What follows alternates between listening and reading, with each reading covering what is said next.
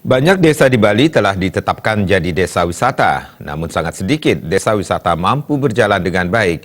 Hal itu disebabkan komitmen masyarakat yang tidak berkelanjutan dalam mengembangkan desa wisata.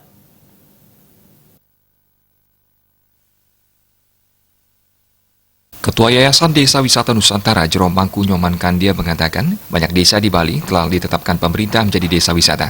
Namun hanya sedikit desa wisata yang mampu berjalan dengan baik dalam mendatangkan wisatawan sekaligus memberikan kesejahteraan masyarakat. Desa wisata yang tidak bisa berjalan tersebut menurut Kandia karena terkendala komitmen dari warga desa tidak bisa berkelanjutan.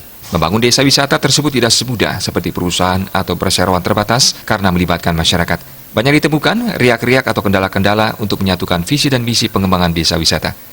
Untuk membangun desa wisata berkelanjutan, sangat dibutuhkan peran kepala desa dalam menyamakan persepsi warga desa. Sepanjang tidak adanya persepsi yang sama, akan terjadi benturan sehingga desa wisata tidak bisa berkembang dengan baik.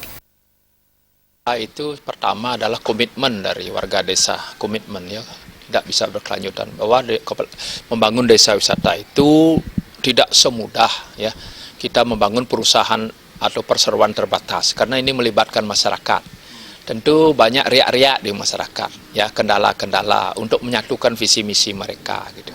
Jadi yang penting adalah peran dari kepala desa atau bapak perbekal sangat strategis dalam ini, karena beliau adalah komando di desa. Ditambahkan, Undang-Undang Desa telah mengamanatkan dan memberikan peluang besar kepada masyarakat sebagai pelaku atau subjek untuk membangun desanya. Salah satunya adalah mengembangkan desa wisata demi kesejahteraan masyarakatnya. Sufaryana, Bali TV.